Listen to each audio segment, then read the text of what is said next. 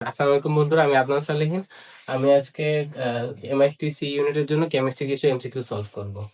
তো প্রথম কোশ্চেনে আমরা চলে যাই। প্রথম কোশ্চেনে বলা হয়েছে, গলিত ক্যালসিয়াম ক্লোরাইড থেকে তড়িৎ বিশ্লেষণ পদ্ধতিতে 20 গ্রাম ক্যালসিয়াম ধাতু নিষ্কাশনে কত কুলম্ব বিদ্যুৎ প্রয়োজন হবে। তো আমাদের এখানে চার্জের পরিমাণ বের করা লাগবে। তো ফার্স্টে আমরা ক্যালসিয়াম ক্লোরাইডকে তড়িৎ বিশ্লেষণ করলে কি পাবো।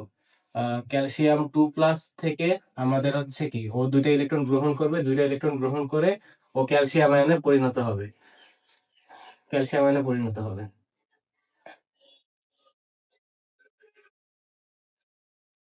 তো তো এখন আমরা এই ক্যালসিয়ামের মোল সংখ্যাটা বের করব। তাহলে আমরা আমরা জানি কি ক্যালসিয়ামের আণবিক ভর কত। ক্যালসিয়ামের আণবিক ভর হচ্ছে 40 গ্রাম পার মোল। তো এখন আমরা এখানে আবার ক্যালসিয়ামের আণবিক ভর দেওয়া আছে, আর এটা হচ্ছে আমাদের ক্যালসিয়ামের গ্রামে ভর সংখ্যা। তো এটা থেকে আমরা মোল বের করে নিব। মোল কি হবে? 20/40। তার মানে কি হাফ, তার মানে কি 0.5 মোল।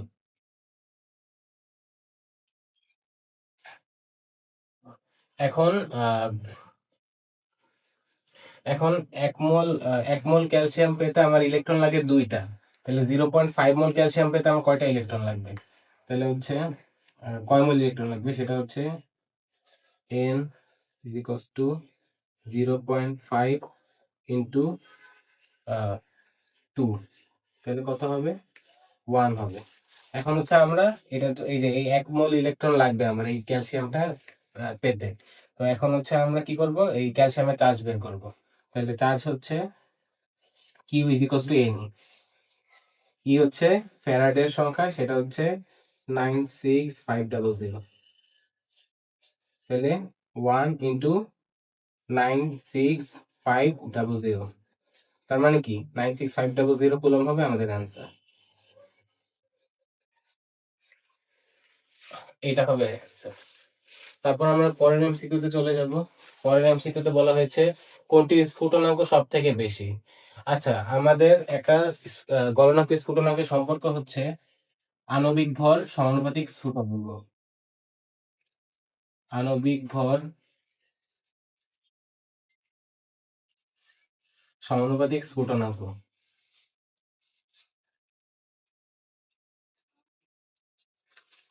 তো এই এই সম্পর্ক থেকে যদি আমরা দেখি, তাহলে আমাদের আণবিক ভর কার সবচেয়ে বেশি। আমরা যদি 17 নম্বর গ্রুপের অথবা হ্যালোজেন গ্রুপের উপর থেকে নিচের দিকে যাই, তাহলে কি আসবে? ফ্লোরিন, ক্লোরিন, ব্রোমিন, আয়োডিন, তাই না?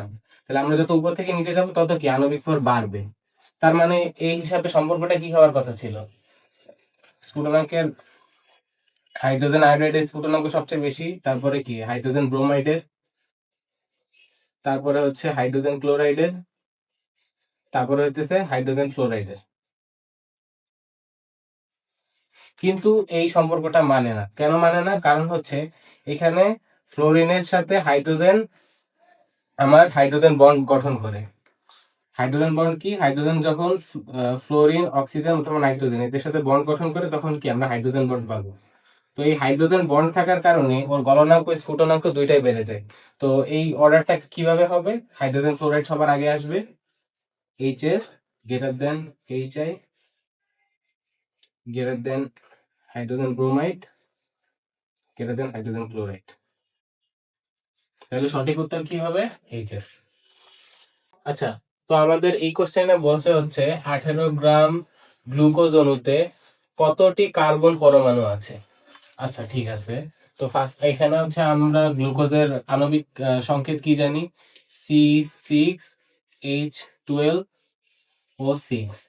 তো এটা আমাদের আণবিক সংকেত। তো গ্লুকোজের আণবিক সংকেত থেকে যদি আমি আণবিক ভরটা বের করতে যাই, তাহলে আমরা কি পাবো? 6 × 12 + 12 + 6 × 16। তো টোটালটা আসবে 180 গ্রাম পার মোল। তো এখানে আমাদের আণবিক ভরটা পাইছি, তারপরে গ্রামে ভর দেওয়া আছে গ্লুকোজের। তাহলে কি আমরা মোল সংখ্যাটা বের করতে পারবো। তাহলে মোল সংখ্যা আমার কি হবে? n = W/m। এখান থেকে হচ্ছে আমরা মূল সংখ্যাটা বের করবো এখন। তাহলে 18 ডিভাইডেড বাই 180, তাহলে এখানে আমরা পাবো হইতেছে 1/10, মানে হচ্ছে 0.1 মোল। তো আমরা মোল থেকে হচ্ছে পরমাণুর সংখ্যা বের করার যে সূত্রটা সেটা এখন ইউজ করব, সেটা অ্যাপ্লাই করব। এন থেকে আমরা কি লিখতে পারি? N by N A is equals to কি 0.1। তাহলে এন সমান কি হবে? এন হচ্ছে আমার এই এই যে আমার কার্বন পরমাণু সংখ্যা, তাহলে N is equals two 0.1 into N A. N হচ্ছে আমার অ্যাভোগাড্রো নাম্বার, এটা কি 6.023 ইন্টু 10⁻23। তো এটা ক্যালকুলেট করলে আমরা পাবো 6। ওকে, তো এটা ক্যালকুলেট করলে আমরা পাবো হচ্ছে 6.023 ইন্টু 10⁻22। এখন এখানে একটা ক্যাচ আছে, সেটা হচ্ছে আমার এখানে বলছে যে গ্লুকোজ অণুতে কার্বন পরমাণু সংখ্যা কত। তো 18 গ্রাম গ্লুকোজে ওই পরমাণু সংখ্যা হচ্ছে এত। তো একটি গ্লুকোজ পরমাণুতে কার্বন পরমাণু সংখ্যা, একটি গ্লুকোজে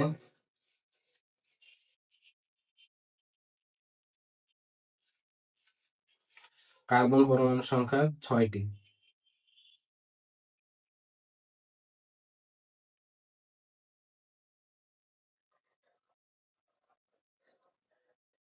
তাহলে এতটি গ্লুকোজে কার্বন পরমাণু সংখ্যা কত তৈরি হবে সেটা হচ্ছে আমরা বের করবো। তাহলে 6.023 ইন্টু 10⁻22টি গ্লুকোজে কার্বন পরমাণুর সংখ্যা, তাহলে কত? এইটা ইন্টু 6, তাহলে 6 ইন্টু 6.023 ইন্টু 10⁻23। তাহলে আমরা কত পাবো? এটার সাথে 6 গুণ করে দেবো জাস্ট। 3.6138 ইন্টু 10⁻23, তাহলে এইটা হবে আমাদের অ্যান্সার। এরপরে হচ্ছে H3PO2 এর তুল্য সংখ্যা কত? এটা তুল্য সংখ্যা হবে হচ্ছে 1। কিভাবে 1 হলো? আমরা হচ্ছে এটার স্ট্রাকচার থেকে এখন আমরা দেখব। সেটা হইতেছে ফসফরাস, ফসফরাসের সাথে অক্সিজেন দুইটা ডাবল বন্ড করে, একটা অক্সিজেন, আর আরেকটা অক্সিজেন এর সাথে যুক্ত হয় এবং হাইড্রোজেনের সাথে বন্ড গঠন করে। আর বাকি যে এখানে একটা হাইড্রোজেন গেল, তাহলে কি বাকি দুইটা হাইড্রোজেন থাকে। এই দুইটা হাইড্রোজেন হচ্ছে এখানে বসে যায়। এখন এই অক্সিজেনের সাথে যেই হাইড্রোজেনটা আছে, এই হাইড্রোজেনটা জলীয় দ্রবণে আমার কি মুক্ত হয় বা H+ আয়ন আকারে বের হয়ে যায়। তো তুল্য সংখ্যা কি? যে কয়টা হাইড্রোজেন প্লাস আয়ন ত্যাগ বা গ্রহণ করা হয়, তার মানে কি এখানে একটাই হাইড্রোজেন প্লাস আয়ন ত্যাগ বা গ্রহণ হইতেছে, তার মানে কি এখানে অ্যান্সার হবে 1। তারপরে হচ্ছে আচ্ছা, H2+I2 2HI, এখানে হাইড্রোজেনের ঘনমাত্রা এত, আয়োডিনের ঘনমাত্রা 4.25 মোলার, এইচআই এর ঘনমাত্রা বা হাইড্রোজেন আয়োডাইডের ঘনমাত্রা 6 মোলার, বিক্রিয়াটির কেসি নির্ণয় করো। তাহলে আমরা কেসি নির্ণয়ের একটা সূত্র জানি, সেটা কি? আচ্ছা, আগে আমরা বিক্রিয়াটা লিখে নিই। H2+I2 is equals two 2HI। তো এখান থেকে আমরা কি কেসি এর ফর্মুলাটা লিখবো, তাই না? তাহলে হচ্ছে কেসি সমান আমার কি হবে? কেসি ইজ ইকুয়ালস টু হাইড্রোজেন আয়োডাইডের ঘনমাত্রা এটার উপর স্কোয়ার, আর নিচে কি হাইড্রোজেনের ঘনমাত্রা ইন্টু কি আয়োডিনের ঘনমাত্রা। তো এখানে আমার হাইড্রোজেন আয়োডাইডের ঘনমাত্রা কত দেওয়া? 6 মোলার দেওয়া, তাহলে কি 6² ডিভাইডেড বাই 4.95 ইন্টু 4.25।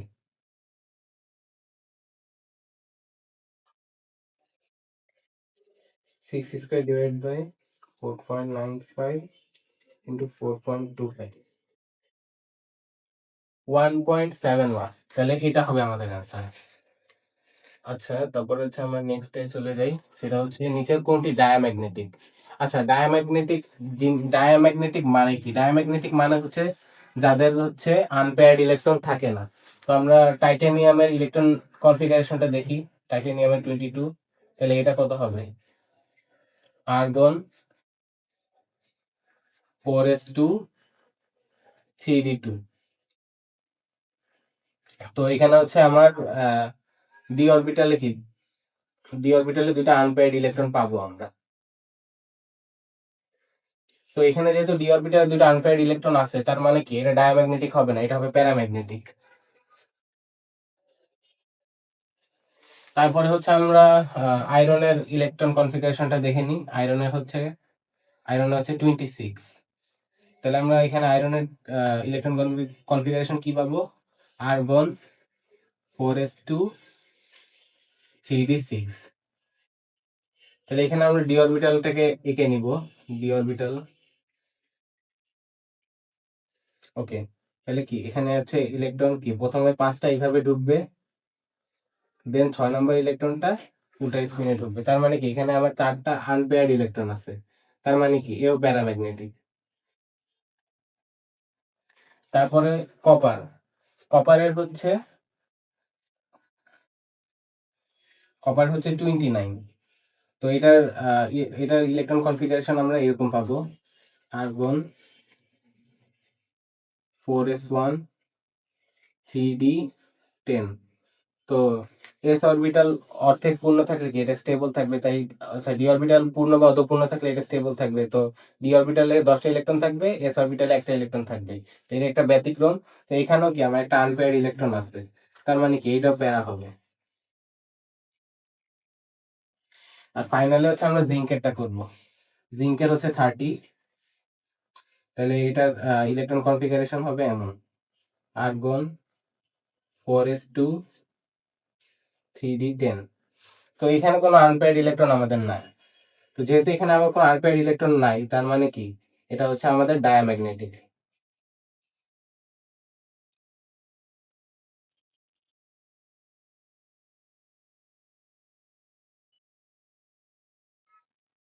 ওকে, তো আমরা এখন এটার অ্যান্সার হবে জিঙ্ক। এখন আমরা নেক্সট চলে যাব। নেক্সটটা হচ্ছে কোনটি প্রাইমারি স্ট্যান্ডার্ড পদার্থ।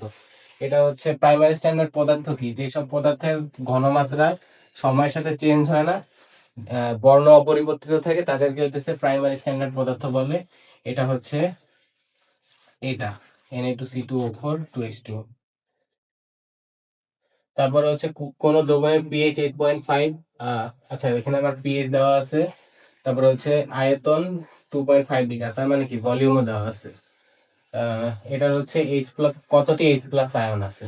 আচ্ছা ঠিক আছে, তো ফার্স্টে হচ্ছে আমরা পিএইচ থেকে এর ঘনমাত্রাটা বের করে নিব।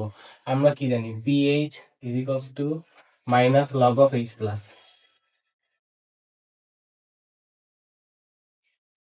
তো এখান থেকে আমরা পিএইচ এর ভ্যালুটা বসাবো। 8.5 is equals two minus log of H plus. আমরা এখানে এইচ প্লাস আয়নের ঘনমাত্রাটা এখান থেকে পাবো। এইচ প্লাস আয়নের ঘনমাত্রা হবে হচ্ছে আমাদের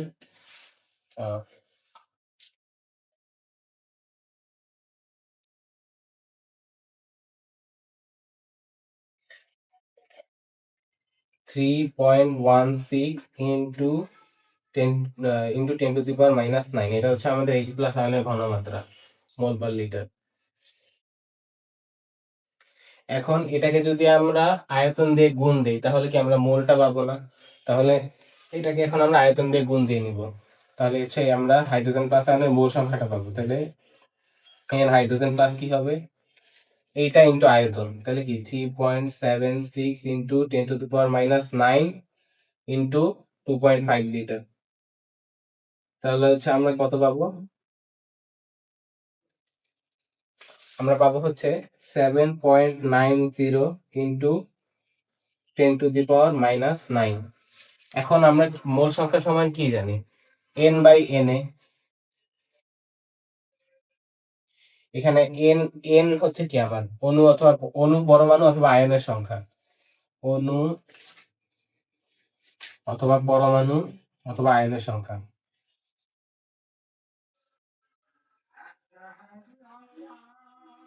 আর এন হচ্ছে আমাদের অ্যাভোগাড্রো নাম্বার। এটা কি 6.023 ইন্টু 10 টু দি পাওয়ার 23। তাহলে আমার এন কত আসবে?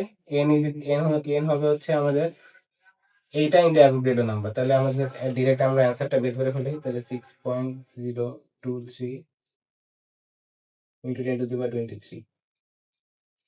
আচ্ছা, এটার অ্যান্সার আসে হচ্ছে 4.767 ইন্টু 10^15। তাহলে এটার সাথে মিল আসে এটার 4.76 ইন্টু 10^15, তাহলে এটা হবে আমাদের অ্যান্সার। আচ্ছা, নেক্সটটাতে কি আছে? SF6 এর সংকরায়ন কোনটি? আচ্ছা, এটা খুবই সোজা। আমরা হচ্ছে কি ফার্স্টে হচ্ছে সংকরায়ন বের করার ক্ষেত্রে ফার্স্ট হচ্ছে আমাদের সেন্ট্রাল অ্যাটমটা খুঁজে বের করতে হবে। যেই অ্যাটমটা সংখ্যায় কম থাকে সেই সেন্ট্রাল অ্যাটম। এখানে ফ্লোরিন আছে 6টা, সালফার আছে একটা। তার মানে কি সালফার সংখ্যায় কম, তার মানে কি সে সেন্ট্রাল অ্যাটম। তাহলে সেন্ট্রাল অ্যাটমের ইলেকট্রন বিন্যাসটা আমরা করে নিব। সালফারের হচ্ছে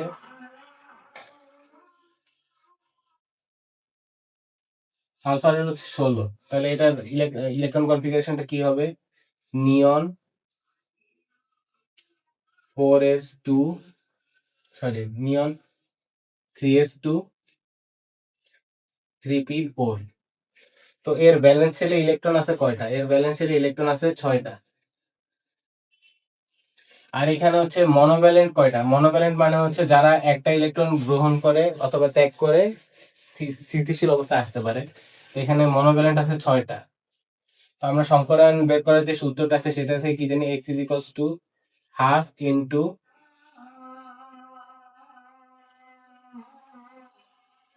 ব্যালেন্স ব্যালেন্স শেলের ইলেকট্রন প্লাস মনোভ্যালেন্ট। এই বি দিয়ে হচ্ছে আমাদের ব্যালেন্স শেলের ইলেকট্রনকে ডিনোট করে, আর এম দিয়ে হচ্ছে আমাদের মনোভ্যালেন্টকে ডিনোট করে।